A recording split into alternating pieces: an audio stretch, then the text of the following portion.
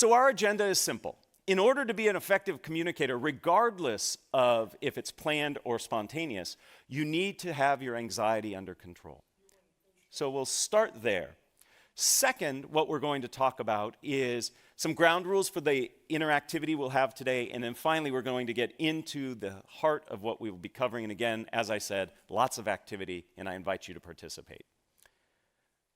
So let's get started with anxiety management. 85% of people tell us that they're nervous when speaking in public, and I think the other 15% are lying. Okay? We could create a situation where we could make them nervous too. In fact, just this past week, a study from Chapman University asked Americans, what are the things you fear most? And among being caught in a surprise terrorist attack, having your identity stolen, was public speaking. Among the top 5 was speaking in front of others. This is a ubiquitous fear, and one that I believe we can learn to manage. And I use that word manage very carefully, because I don't think we ever want to overcome it. Anxiety actually helps us. It gives us energy, helps us focus, tells us what we're doing is important, but we want to learn to manage it. So I'd like to introduce you to a few techniques that can work, and all of these techniques are based on academic research.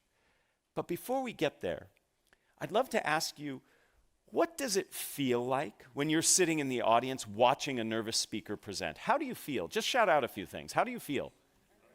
Uncomfortable. I heard many of you going, yes, uncomfortable. It feels very awkward, doesn't it? So what do we do? Now, a couple of you probably like watching somebody suffer, okay? But most of us don't. So what do?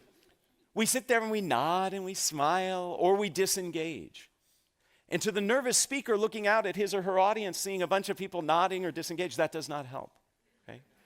So we need to learn to manage our anxiety, because fundamentally, your job as a communicator, regardless of if it's planned or spontaneous, is to make your audience comfortable. Because if they're comfortable, they can receive your message. And when I say comfortable, I am not referring to the fact that your message has to be sugar-coated and nice for them to hear. It can be a harsh message, but they have to be in a place where they can receive it. So it's incumbent on you as a communicator to help your audience feel comfortable. And we do that by managing our anxiety. So let me introduce you to a few techniques that I think you can use right away to help you feel more comfortable. The first has to do with when you begin to feel those anxiety symptoms. For most people, this happens in the initial minutes prior to speaking.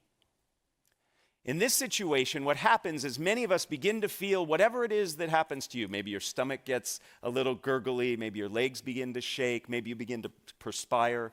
And then we start to say to ourselves, oh my goodness, I'm nervous.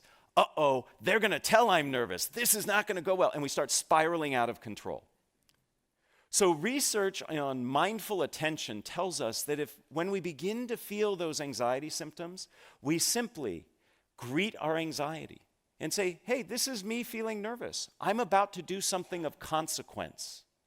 And simply by greeting your anxiety and acknowledging it, that it's normal and natural. Heck, 85% of people tell us they have it. You actually can stem the tide of that anxiety spiraling out of control. It's not necessarily going to reduce the anxiety, but it will stop it from spinning up. So the next time you begin to feel those anxiety signs, take a deep breath and say, this is me feeling anxious.